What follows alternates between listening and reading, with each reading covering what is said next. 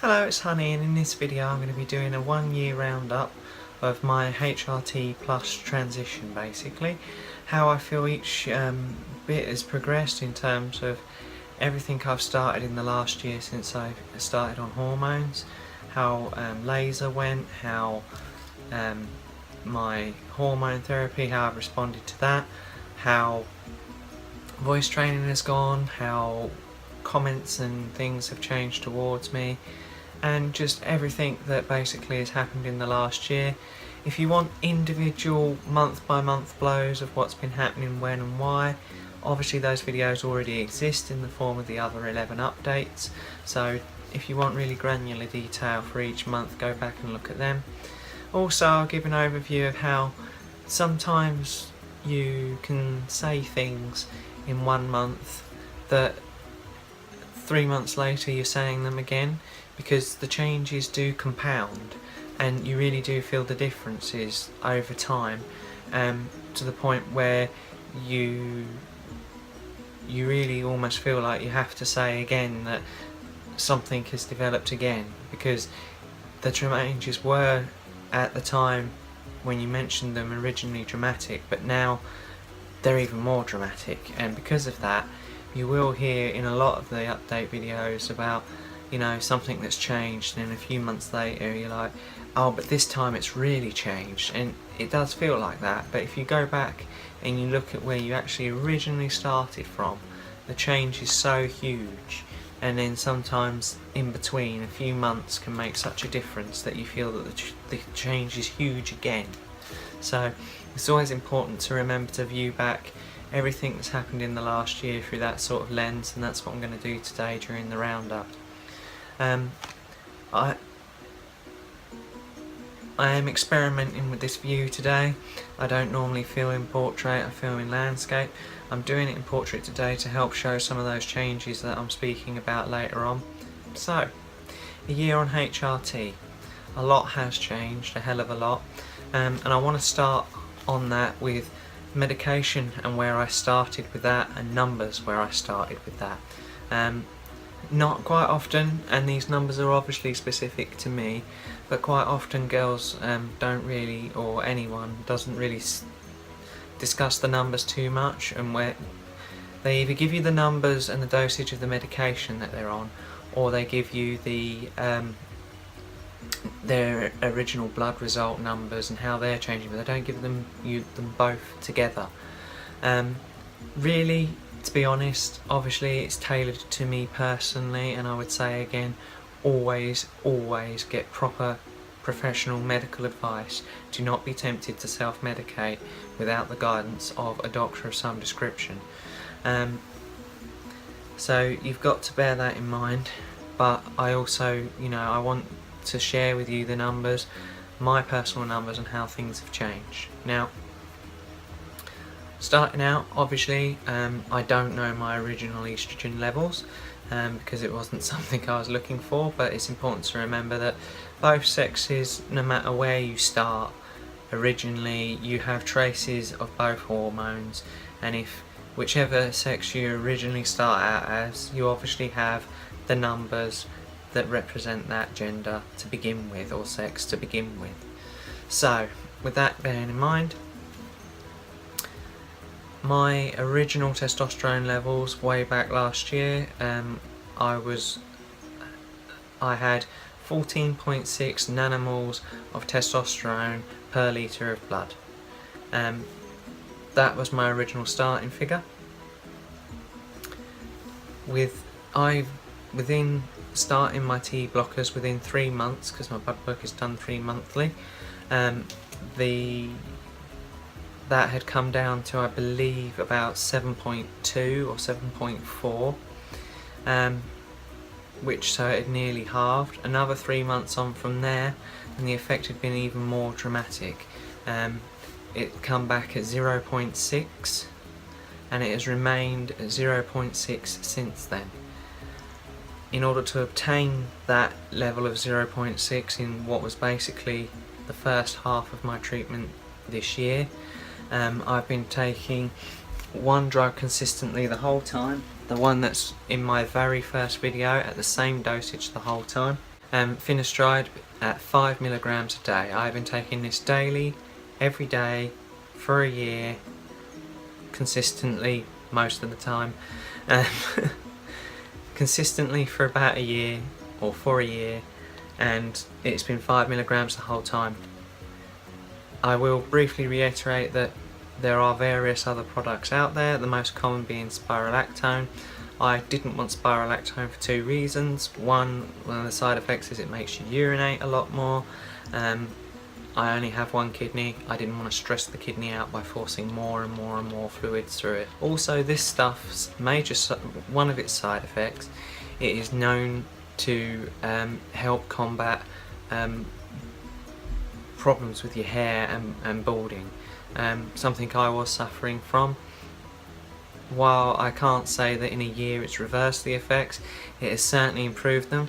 I haven't lost any hair, and I do have fresh baby hair regrowing all over the place, and so I do hope that with the continued application of the same 5 milligrams, and there's no plans to change this, that with that my hair will get to a point where I can use my own hair and, you know, eventually one day have it styled and, you know, forget the weaves and do something with my own hair and just have that extra bit of naturalness to myself, and just another level of just feeling more comfortable. I have been really happy with the effects of this so far, and you know, its relevant side effects as well. I'll go into them as well. The side effects are everything I pretty much warned about at the beginning of the year, in my first video where I explained what was happening or what could happen. Decreased sex drive for sure has happened, and obviously the testosterone blocker is responsible for blocking the testosterone, and that particular one works by shrinking the prostate. It also, as it's a blocker, has effectively switched off my my testicles. So since about the 5-month mark, I started seeing very much reduced levels of sperm production and things like that, to the point where I basically don't produce any now.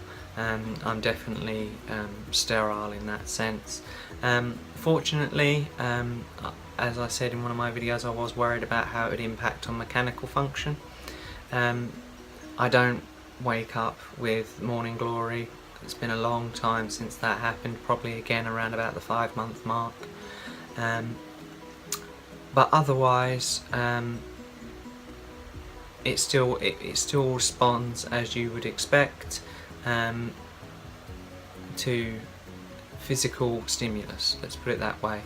I've got to keep this PG, so you know, it still responds as you'd expect to physical stimulus, and it's still fully functional mechanically. However, I don't produce sperm, so there's no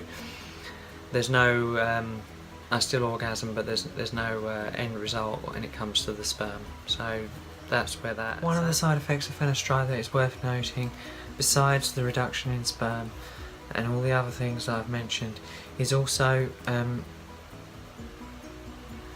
lot of the rumours are that you'll get shrinkage, and this is true, I think, of most blockers, but it is different depending on the individual. Now, in terms of shrinkage of the main piece of equipment, I can't say I've actually noticed anything. If there is, I haven't measured it, but if there is, I can't tell the difference. But in terms of the actual testicles, they certainly do. Mine have probably halved in size, and besides halving in size, they're also much softer. Besides them not producing sperm anymore, them being soft means that they are malleable and much easier and more comfortable to tuck. So that is an unexpected bonus slash side effect. Depends how you view things.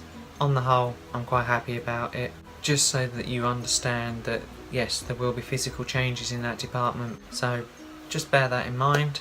And obviously your changes can be different to mine, but these are the changes I've had. Okay? So when it comes to estrogen, I don't have as many numbers as I should do, but obviously it's going to have started out at trace amounts, whatever that is. And please bear in mind with estrogen, it's important to remember the numbers are not comparable to that of testosterone in terms of raw numbers, because testosterone is so much more powerful as a hormone than estrogen is in terms of what amount will affect such a big change. The first set of blood results I actually have a response for was around about the 6th month mark, and I had 729 nanomoles per litre at that time of estrogen in my system. And then in the last 3 months I had another set of blood results come back, and that had dropped to 293 nanomoles per litre in my system. That is obviously quite a big drop, but both are a significant raise from the original trace amounts. Now, I asked around because I didn't really understand the numbers, as I said in my last video. I asked around, and thank you very much for filling me in with that one, Drew, if you're watching. But basically I was able to gauge from that they like your number to be roughly 500 or above. So when I was at 729, no adjustments were made to my hormones, but now I have dropped to 293, as she predicted and as I had also thought might happen. My hormones have been raised for the 3rd time since I started a year ago. So I will go through those numbers with you as to what initially I started on and what I'm on now over the period of the year, and when those changes happened and how they relate to those blood result numbers. So initially in the first month I was put on these 100 Everol patches, and the whole time I've been on patches. So obviously if you're not on patches, then your dosages will be different, because pills, patches and gels all have different absorption rates and things like that into your system, and how much will actually stay in your system and how you take it over time. So these figures are just for me and just for how I have absorbed the estrogen from patches. Now, this is an Everol 100 patch. That gives me 6.4 micrograms of estrogen. That is not a day, I believe. That is over the course of the patch, which I change every 3 days basically. So, or 3 to 4 days basically. So 6.4 grams were delivered every 3 to 4 days depending on my day change cycle. So 2 of these patches a week was my initial dosage. It stayed that way for the first month. It was reviewed and it was decided that it would be kept that way for another 2 months after that, making my 3 months and my blood results. I don't know the figures at the end of that for what my levels came back at. All I know is they were traced before that. After that 3-month period, a 50 patch was added to my scheme, bringing me up to a 150 in terms of the Everol patch. These patches deliver half of what these ones do, so that's 3.2 micrograms of estrogen over the same period of time, whether it's 3 or 4 days, 2 patches a week, 2 of each a week, so 4 patches in total in the course of a week. These, as I say, are half the strength of this, so at that point I was obviously on 9.6 micrograms on every 3 to 4 day period. This remained my stable dosage for the last 9 months, all the way from the initial 3-month period right round to my blood results that came back at the beginning of this month. This had been what I was on for that entire time, so effectively 9 months of this dosage, and in that time my estrogen level had obviously crept up from trace to that 729 high, and then since then, in the last 3 months previous, it's obviously come down for whatever reason. It's obviously come down to that 293, at which point, starting literally this week, I have now been raised to 2 lots of this, so effectively Everroll 200. 100 patches, the biggest size it comes in, so I'm now on 2 of these twice a week, so that is 4 patches, each patch delivering 6.4 micrograms of estrogen in its lifetime that it's on. I'm effectively on 12.8 micrograms of estrogen twice a week, and that is currently my regime. I have no idea if my next set of bloods, if it will be adjusted back down, or whether this is now the new normal. I've been on this new regime of 4 of these patches basically. I've been on that now for exactly 1 week. Estrogen, while the numbers are much higher to receive the strength of effects that testosterone have at the smaller dosages, nevertheless it's still a hormone. It is not to be taken lightly. The changes that I've experienced have been varied and large over the last year, and the recent rise, because as I said it goes in cycles, the recent rise has triggered a lot of feelings that I had initially back at the beginning. You certainly notice the most dramatic changes in the first few months, which is why I initially said in those months, like, oh, I'm getting breast development, things are definitely happening. Then again at 6 months, oh yeah, the chest is changing, things are definitely happening. And then again at like 9 months or 10 months, oh, things are definitely happening. As you increase, or you're waiting to hit the plateau, that whole time you will get compounding changes. So each time you look back and you do feel like things have really changed. And now I'm on this increased dose once again, I feel like things have really changed. I've been on this high dose, or highest dose, for a week now, as I've said, and I've noticed my emotions have shot all over the place. I had 9 months of stability. Now I'm back to super heightened empathy. Basically, I'm crying at YouTube videos again. Like I said several months ago when I reminisced about the story of the whale. Well, you know, similar situations all over again on whatever the current video is. Finding it really hard to keep that pinned down. Also, since then, I'm finding as well feelings of frustration and things like that are harder to sit on. So any frustration is much harder to just reel in and hold those emotions, or find a safe release for those emotions, an appropriate time to release those emotions. It has become quite difficult again. I'm sure once my system adjusts to this increased dose, once again I will settle down, and as I think I previously said before, feel like my old self in many respects.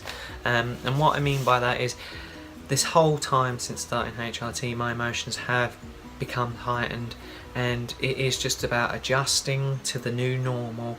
And it's not a bad thing. It's not a bad thing at all. You just get used to the new you, the new heightened level of empathy, or whatever it is that you experience as an emotional result. Obviously the estrogen has also had an effect on my mental state in other areas, such as while the testosterone blocker had killed my sex drive, this has definitely changed the way I look at the outline of sex. Visual stimulus is not enough on its own like it was before to receive the same gratification. So I don't receive as much gratification as I did previously from visual stimulus and things like that, if we're talking on a sexual level. I haven't noticed any of my tastes, because some people worry that their tastes in who they fancy or their sexuality will be altered in some way. I haven't noticed that. I started this out not quite sure, but I'm pretty sure at this point. I am bisexual and I lean heavily towards women. That hasn't changed the whole time. I'm still mostly attracted to women, and when I do get myself involved with a man, it's usually because it's an emotional investment in some way, or they make me laugh and things like that, rather than a physical attraction. And that is definitely the results of, or definitely hasn't changed under HRT. That is the same as it was. Physical changes, all the usual ones that you hear are in fact correct. Fat redistribution, my face is clearly rounder. Muscle loss from the testosterone blockers. If I look back at my list of 22 videos, I can see that my neck has gotten thinner than it was. I can see that my face is rounder than it was. My skin has changed. I actually got a compliment on my skin today about how good it is, how lovely it looks, from a girl at the nail shop when I was buying the colours. You know, so they're definitely the usual changes that all these videos come out with. The fat redistribution, hips. I've told you before about the girl bum comments and things like that I've had from my female friends. Oh, you're getting a girl bum and all these sort of things. So, you know, all this sort of stuff is just what you expect, and it happens. I can't tell you, there's no, oh, that happened month 9 or whatever. The only thing I can come close to on saying, oh, that definitely happened then, is as far as the chest. I said at like month 3, oh, things are really changing. Again at month 6, things are really changing, and they did every time. There's no deception there. Things had changed. All I can say is that at about month 10, since then I've started to feel like I've actually got, or it's around about month 10 that I feel like I've actually got a chest that's not only bigger, not only got the navel development or nipple development and things like that you would expect, but also round out into what you would expect or what you feel is a more feminine shape. I'm really happy about that, obviously, and I have no doubt that with this increased HRT regime that I'm on, that in a few more months I'm going to be saying the same thing again. Things are really growing, blah blah blah. I hope so anyway. Things are really growing, things are really rounding out even more, I'm getting more volume in the centre and all this sort of stuff. I really hope that that continues. At this point I will show you the development that I've had. The reason why I'm filming this in portrait today is so that I could do a side profile for you. I am not doing any trickery here at all. I am simply wearing a good, or my favourite, most comfortable bra. It's a Tommy Hilfiger bra that I got from, TK Maxx on a special offer. It really supports me everywhere I want it to, and this is all just me. This is not a padded bra at all. This is all me. At a 38 AA is what I weigh in at now. Again, reasonable expectations. This is a 38 AA. Most transgender women are unlikely to get past a B on their development, and I'm probably on course for that myself. It's taken 12 months to get here, and that's basically, one and a bit cup sizes I've gone up in that 12 months. And as I've said before, it's all diminishing returns, so next year I am going to get smaller returns on the increase, so I probably will end up about a B. How I feel about that, I don't know. Ask me in another year. Again, you can see this is not a padded bra. I deliberately you know, wore this white shirt, besides the fact that it's a kick-ass Star Wars 1 shirt. I deliberately wore this bra. You can see it is one bra, there's no trickery going on here. You know, I haven't got any fillets or anything taped in here. This is just my natural chest as it is. Whether you feel this is enough development for you, that's personal preference. I'm far more concerned about my face and the changes that have happened there or haven't happened there than I am about my chest. As was predicted, I have noticed a decrease in strength, but that is twofold. I understand that is twofold. One, it's because of the testosterone blockers, and two, in all honesty, since I've come out at work and gone full time, and now my own job has gotten a lot busier as well in the since February through to now, my gym time has really suffered. It has really suffered. Now I've gone full time. I take all this time in the mornings to get ready, look the way I look, and I don't want to take it all off to go to the gym. So basically it ends up I only go to the gyms on the days when I have nothing planned, which life is so hectic at the moment. I have a lot of things planned and those days are not coming up as they were. So I've lost strength, both due to the testosterone blocker and just, you know, if you don't use it, you lose it. It's so true. And I do feel that my jaw and my chin actually look worse at this point than they did a year ago, because obviously my neck was virtually here, literally probably the width. I have probably lost the width of my fingers off my neck on each side. So when your neck is like that, your jaw seems smaller, and now it seems wider than it was before. So swings and roundabouts, I suppose. People's perception and how that's changed. In terms of comments, I've done videos about how my first week at work went, how other people's ignorance and visual standards have gone. So those videos exist, you can go and watch them if you wish. On the whole, comments are good. On balance, most of the time I'm well received, and as a whole, like I say, on balance, things are good. I get compliments about my makeup and things like that, and I get compliments, as I said, like today, about my skin, and just so on whole things are good. People don't automatically assume that I'm female, which is obviously the stage I want to get to. I'm not at that stage yet, but I am getting really positive comments. Like the other day, literally I've had 2 people this week either inquire as to whether I've previously had a brother that's worked for where I am now, because as I say, I work for an extremely large organisation, and so these people have seen me passing in the corridor but never really paid much attention. Now obviously, even in this organisation, there's hundreds of people, but I'm the only transgender, so obviously I get noticed more than I did before when I was just another male travelling around the building.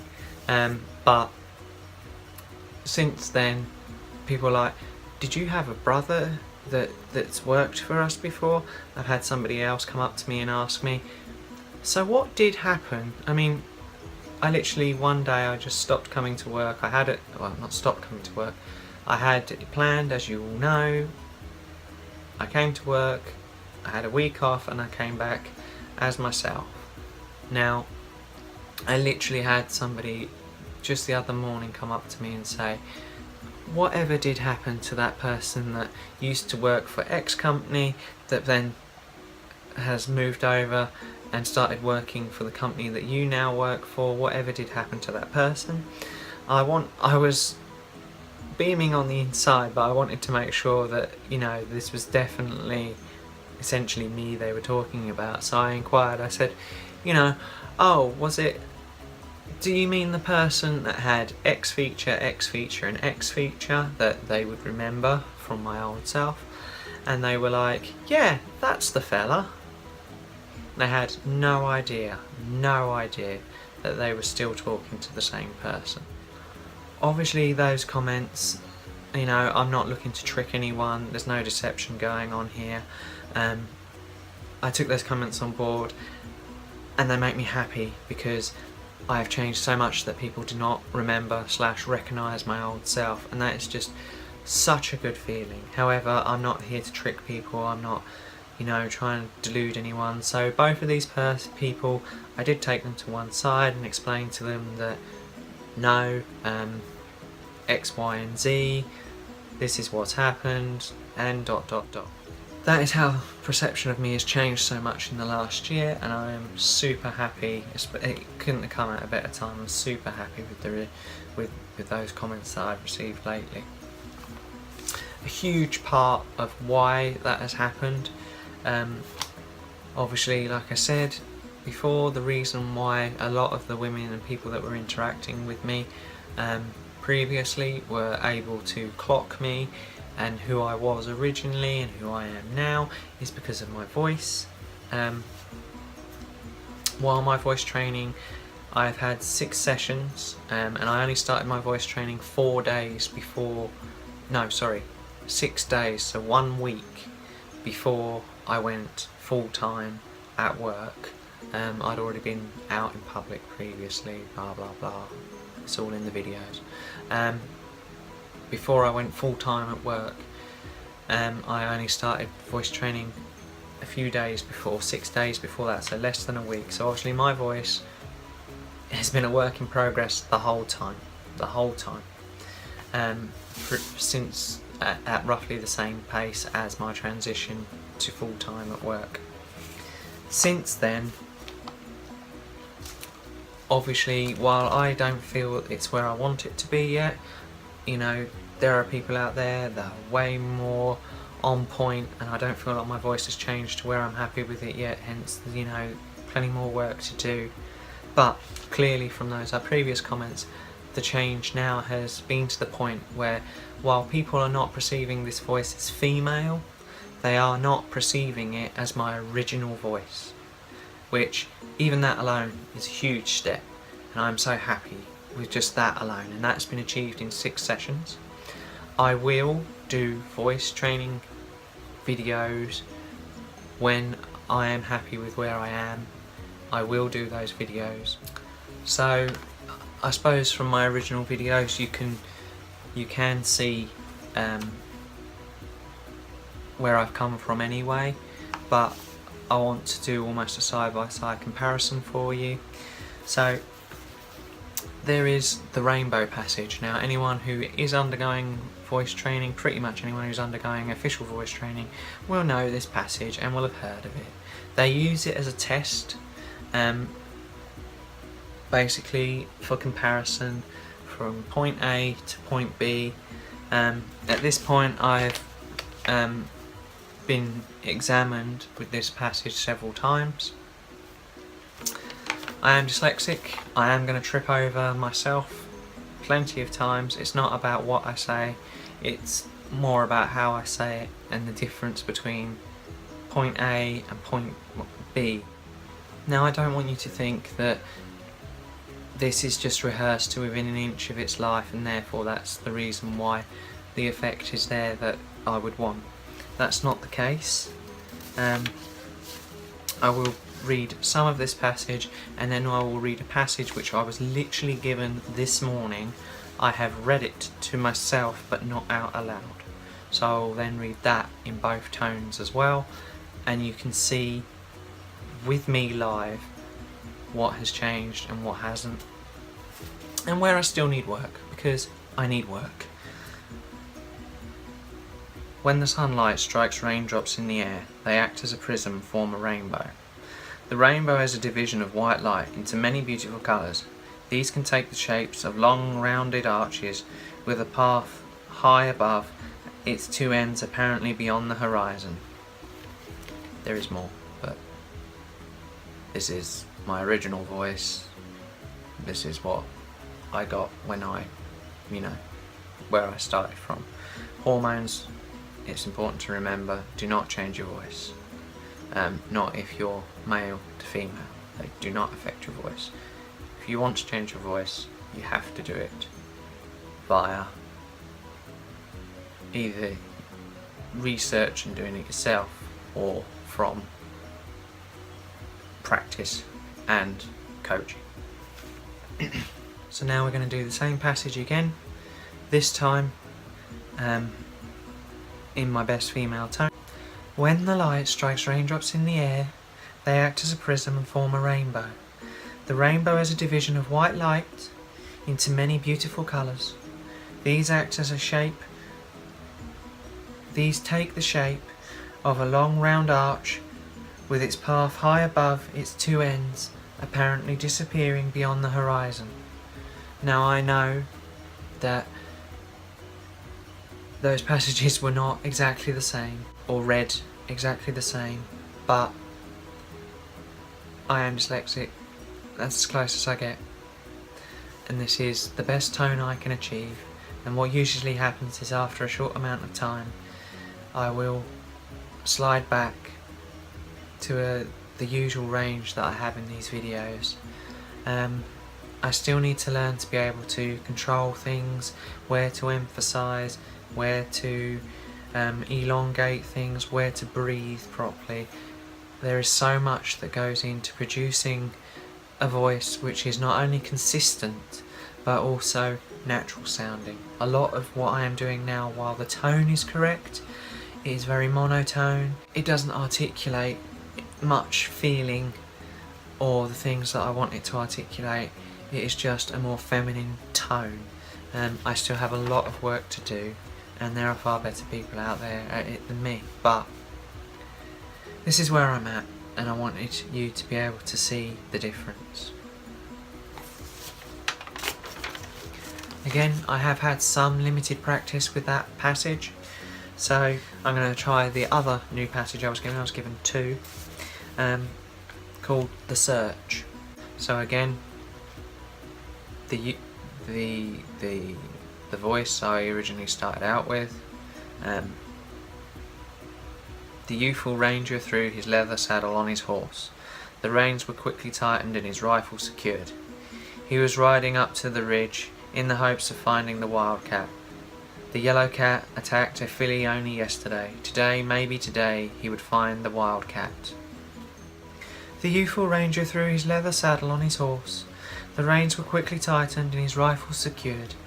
He was riding up to the ridge in the hopes of finding the wildcat. The yellow cat had attacked a filly yesterday.